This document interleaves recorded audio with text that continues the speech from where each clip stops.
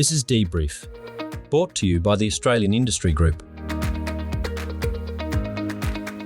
Welcome to an episode of the Summer Series of DBrief, the podcast that explains industry to policymakers and policy to industry. These 3 episodes are of 3 different panel discussions that were held at the National Press Club in Canberra in November 2025. It was held at the occasion of the launch of our report into artificial intelligence with 6 use cases from industry. This is panel 2, Executing AI in Complex Settings, with Greg Hill, Head of Data Strategy, Analytics and Insights from AustralianSuper, Elizabeth Turner, Segment Director for Healthcare in New Zealand, ISS Australia, and Rita Arrigo from the National AI Centre. Facilitated by me, Louise McGrath. Thanks, Liz. So my name's Greg Hill. I'm Head of Data Strategy, Analytics and Insights at AustralianSuper. So my team sits inside of the Strategy and Transformation function, and we look after the data, analytics and AI aspects of both strategy and transformation. So we work across our member teams, our investment teams, and our enterprise teams to look for opportunities to help uplift their use of AI to pursue their business goals. Thanks. Hi everyone, I'm Liz Turner and I'm responsible and have the privilege of looking after the healthcare segment for Australia and New Zealand within ISS, and that encompasses roughly 3,500 people. ISS is a business that is headquartered in Copenhagen and has a major focus on healthcare amongst some other segments.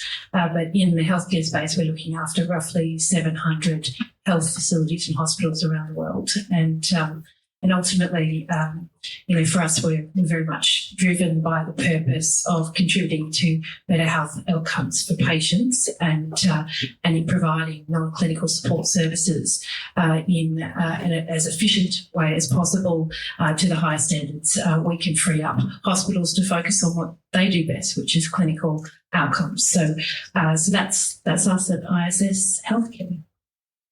And my partner in crime and all this activity, Rita. Thank you. And thanks for inviting me here today, Louise. It's super exciting. So I'm from the National AI Centre, and Louise and I have been working on these, working together since 2022. But my role when I originally started, was around responsible AI. And then I moved into the whole AI industry growth and AI adoption. And as a technologist, it's been super exciting to break down some of the AI initiatives into industries, and it's been a real privilege to work with the AI group members and find ways that we can tell stories around what's possible with AI, particularly in responsible AI, and how you can enable real innovation and commercial outcomes in businesses. Thanks, Rita. Now, it doesn't get more emotional or sensitive than, as I said, healthcare or superannuation. And so we've heard about all the challenges in starting on AI and all the reasons not to. These are 2 organisations who have embraced it. I might start with you, Greg. How did you start with that stakeholder engagement? Yeah, so it's really key for us. Our approach to driving adoption of AI is very much empathy-led. So that starts with a lot of consultation across different working groups within our organisation. There's about 2,100 people at AustralianSuper. As you can imagine, quite a big organisation looking after the retirements for 3.5 million Australians. And so that consultation is really key. And where does that start? It actually starts with adopting an internal consulting mindset within the team.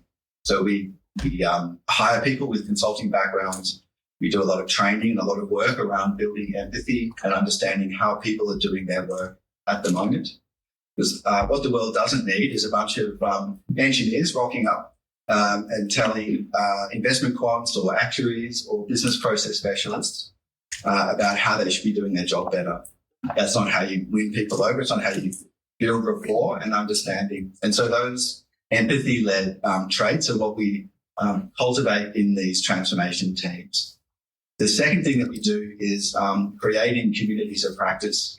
So it's really important for people from different professional skill sets to have a way to come together to talk about shared challenges that they have in their work And they may be in different departments, they may be in different geographies. But when you get them together talking about some of their common challenges around things like the data, the tooling, the processes and governance, some of the barriers that they might encounter, the training that they need, which courses should I do? There's so many online.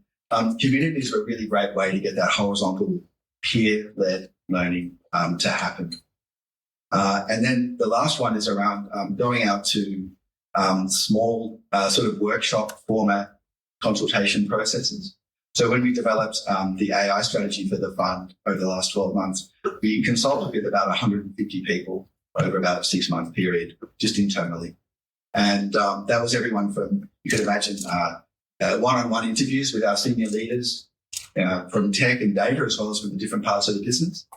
But also with, we had a great workshop with our graduates from a very different perspective on AI and how that's going to change their work and what they're looking for and the different ways that they use it, and different teams in between as well. So those are very human-centered principles that we adopt when we go out to try and understand how we can use AI to help augment and uplift the capabilities of a pretty diverse set of teams. And as Lee said earlier, it's not an IT-driven project. Sounds like it's very much, as you say, people-led and business-led on it. Yeah, that's right. And I guess an example of that is that we have to partner in different parts of the business. And an example is around things like data literacy and AI fluency. I'm sure many people here are running programs with those names in them or those titles.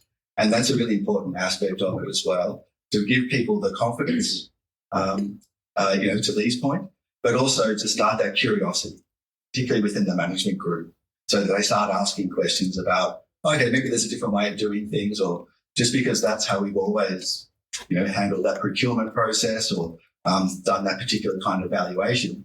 There are new possibilities now. And so those sorts of executive education programs are also a really important feature. And so we're taking our top 30 or 40 executives through custom education delivered internally and externally as well, to help them start to ask the right questions and to reimagine what their business will look like in the future too. And Liz, what strategy did ISS take? You have a slightly different workforce. We do, and I think in terms of not having a tech-first approach, I would wholeheartedly agree with. For us, it was about understanding the problem initially, and in our case, we provide food services within major public hospitals around Australia. And this particular example was one in Victoria, and the sheer volume of food that comes back on trays and then is just discarded. It is, if anyone's seen that, you would be, it's quite shocking how much gets wasted. And so for us, it was about trying to understand, okay, well, what is going on there? Why? What are the drivers of that waste? And so we started there. I think the other thing is also understanding, so that's problem first, but also what are the client's drivers? And we certainly fall into the category of going down the AI path in order to add more value to our clients. So for our clients, food waste costs them a lot of money as well to dispose of. They also, being part of, government, have very significant obligations in terms of progressing towards net zero. So, it was really understanding what their drivers were and understanding the problem. From there, it was actually, quite, I think when you're approaching in that lens, getting stakeholders on board was quite straightforward from a client perspective. I think when it comes to other groups within, a major public hospital, you need to think about IT teams, you need to think about data privacy teams. There's a whole lot of considerations there. But I think getting that first spark of what is the problem. And in our case, we actually had a global AI tool that we can use in hospitals, and we do use elsewhere. but it wasn't the right fit for this particular hospital in Victoria because the method of production was different.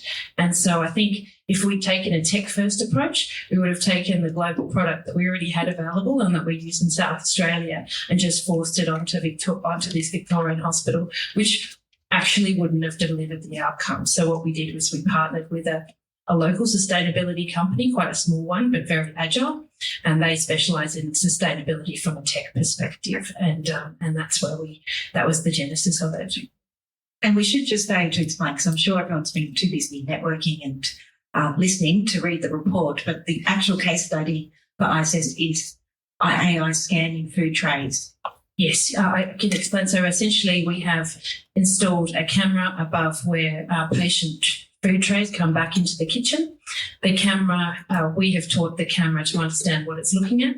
So it can analyse if something's half eaten, a quarter, not eaten at all, or fully consumed. It can also tell the difference between an orange juice container that has been fully drunk and one that's completely untouched, and it can and provide us the data on things that are not being consumed by the patients. That then informs how we might redesign the menu and other changes that we might make to our service. And ultimately, it's about trying to maximise nutrition for patients and also patient satisfaction. But the flow-on benefit is reduced waste and savings for the client. And Rita, we've heard, avoiding the tech first, but we also heard from John in the first panel that for many SMEs, the first thought of using AI is when the vendor approaches them. And I know many vendors try to approach me, but I just tell them to talk to you. So what are the questions you ask a potential vendor or should ask? Well, I suppose I'm a bit lucky. I had 5 years of training as a digital advisor at Microsoft, where it was all about thinking about what the problem is. And I think, vendors will often come up and say, I've got the solution. And I think it's more about trying to understand what your challenge is. And so that's the first step, is really break down your challenge. And I think that was so exciting about what you're doing at ISS. But, sometimes you don't know what you don't know. So sometimes you don't know what your challenge is.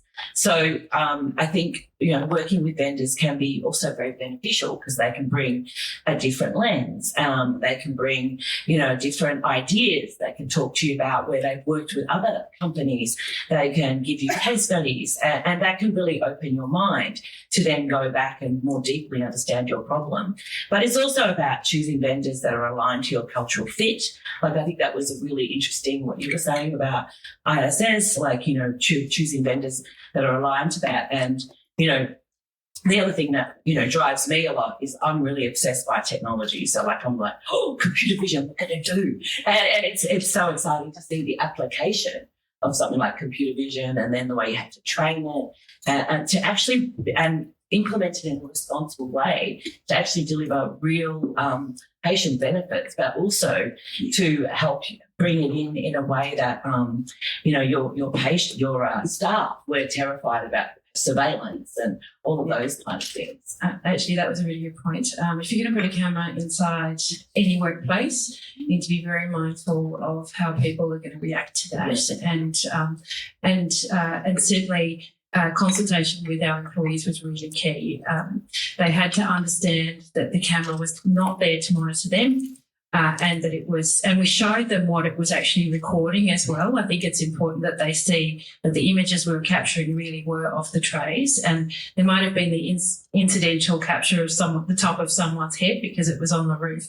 But once the staff realised that it wasn't at all geared towards looking at them, they were much more on board. I think the other thing is there's a sort of intrinsic motivation from the staff to want to do this too, because I think if our job was to dispose of that much food every single day, and in many cases perfectly good food, you would want to see solutions that could address that problem. And so they were quite motivated by it. But I think firstly, the consultation is key. Can I add another point? I know when Louise and I first started working together, it was around safety and like trying to improve safety in the workplace. I said to Louise, I don't know if we ever actually want to go to work without a camera in the future, right? Because we'll actually rely on that camera to make sure a forklift driver doesn't hit me in the head, or like all of these things that actually happen in work. And it's super interesting to see that kind of acceptance of this kind of technology as a way that can actually improve our workers' conditions and workers' lives. So that's the other area that I think is interesting, is to like have a bit of an understanding when you speak to your vendors about, the areas that you want to improve with AI. And Greg, did you have any, I know you're doing great programs and engaging staff, but was there resistance to embracing AI, and how have you addressed that? Yeah, so we do have quite a bit of enthusiasm for AI, and when you go into a workshop format, people have no shortage of ideas. And rather than resistance, it's probably more about setting expectations. Because if you, I'm also going to age myself here, but I remember when the internet first came out, there was this real problem where people could do stuff at home on the internet that they couldn't do at work. Yeah. And it was, I think there's called consumerization of IT at the time. And we're sort of seeing that now with AI. Like, I can do this with ChatGPT. How come I can't do it at work? And it's always like a little bit behind. I think it's the gap between what we've experienced with Copilot as an example and what people experience with ChatGPT was narrowing. But it does still feel like a bit frustrating for people. And so that's probably a bigger challenge for us, is around setting those expectations, explaining that there's prioritization that has to happen. We have to deduplicate efforts. We have to make sure that we have the right governance in place. And so just managing people's expectations around those things. Where we encounter more, I guess, overt resistance is probably in what I call the classical AI. So this is the AI that people have been doing for 10 or 15 years around machine learning, which is much more quantitative, statistical type AI. And we have a lot of practitioners in being a financial services organisation who have been doing stuff in spreadsheets forever, and they don't really see why they need to change that. And so that's probably where we see more of the resistance, less on the generative AI and agentic AI and the kind of general business users. In one of the other case studies, speaking of mismatched expectations, the first time George Weston Foods implemented AI, it didn't work because the gap between expectations of staff and the reality was too wide. So when they introduced it a second time, they just reminded everyone, just treat this as sort of a graduate, useful, endless energy, but it has a lot to learn. And I think that really helped with that transition. But thinking around, the legacy systems, as we've said, both have very regulated IT systems. How have you navigated bringing this new technology into those systems and in respect to compliance, but also in cybersecurity? Liz. Sure. Yes, in healthcare there's a global standard called HL7, which controls or sets the standard for all interfaces that occur, because obviously patient data has to be protected, and that's that everything flows from that. And we already interface with patient management systems as part of our menu management system, and the reason we do that is because we need to understand if someone has an allergy, or they're meant to only consume a certain sort of texture of food because of risk factors around choking and all those kind of things. So we need to receive that information. But what we don't want is to receive any of the other information about the patient, which we don't need to know. And that's what the HL7 interface controls. So maybe to an extent we have an advantage in health because it is so regulated when it comes to interfaces. But the next phase for us with this technology, because when we first started on our pilot, we deliberately, our framework didn't tackle the interface first because I think we wanted to produce a proof of concept without going into interfaces from the get-go. The next phase is to integrate a patient ID barcode on the tray. And in doing that, we're going to be able to not only assess the waste that comes back to the kitchen and what's been wasted, but link that to a patient ID, which means that we'll be able to help dietetics teams in real time understand if there's a patient who is at risk of malnutrition because they're not consuming their food.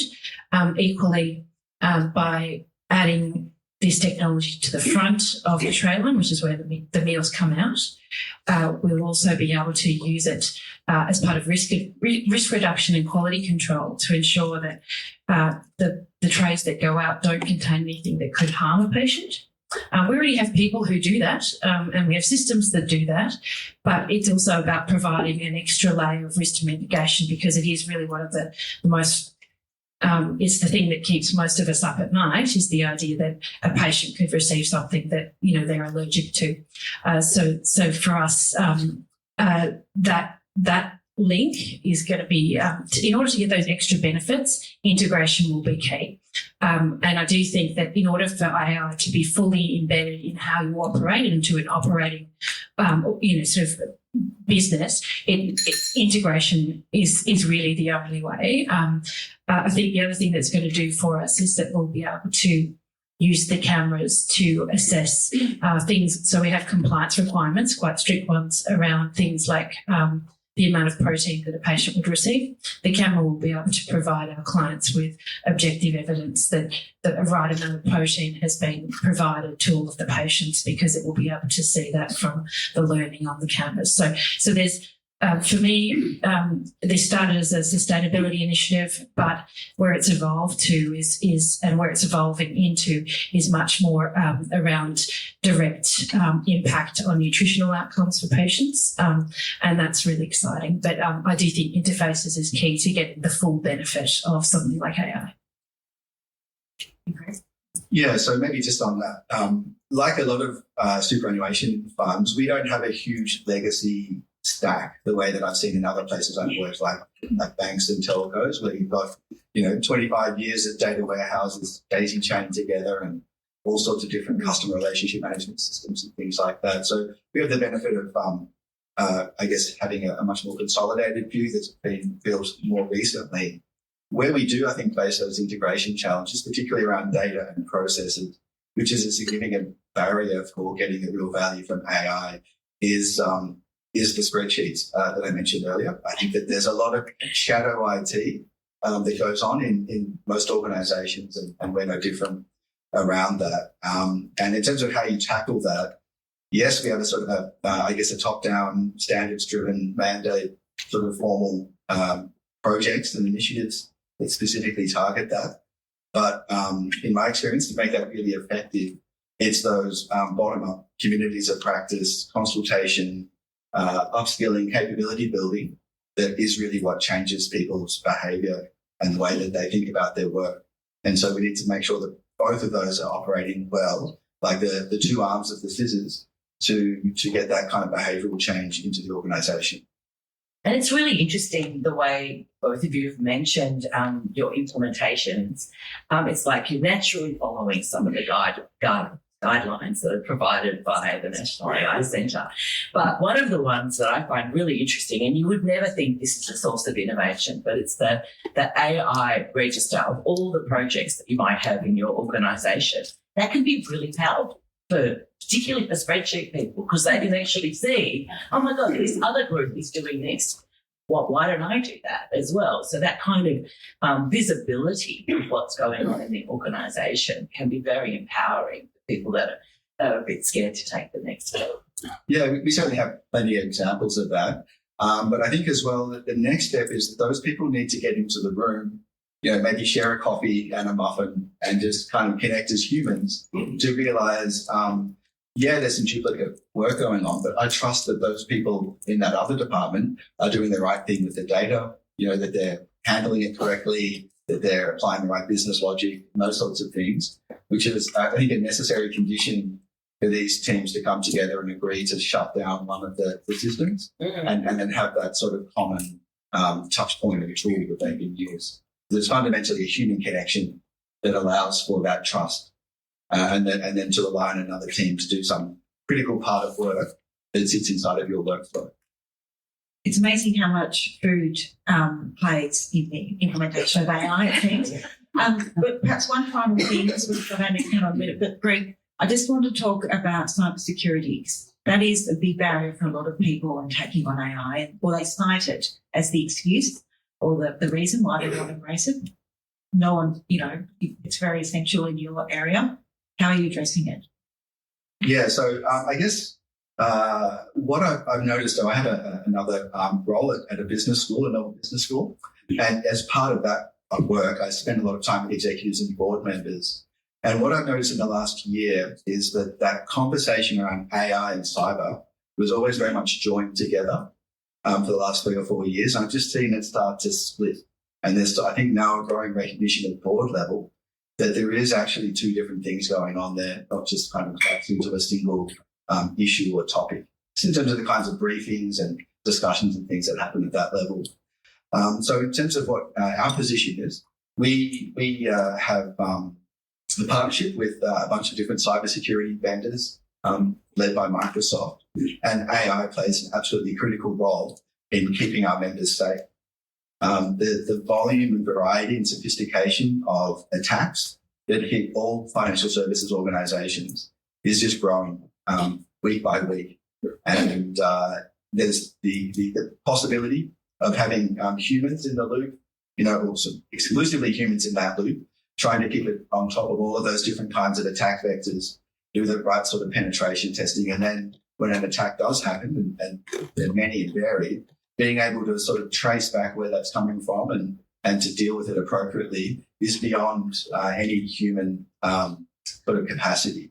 And so we absolutely need to rely on AI to help us manage those risks and to do the kind of monitoring, testing, and I guess responses that are needed when those attacks come. I do think AI has been super exciting for cybersecurity specialists because all of a sudden they have new ways that you can combat AI. Like, we have companies like Aparte who are actually using AI to attack scam callers. So instead of you talking to the scam caller, put the AI on the scam caller. We've got Honeypot, for example, where you can create a whole range of different generated documents, blogs, emails, and it looks so real and it traps the hackers in the honeypot. So it's been really exciting to see the benefits that AI can bring to the big problems of cybersecurity. Great. Well, thank you very much. Please thank our panelists.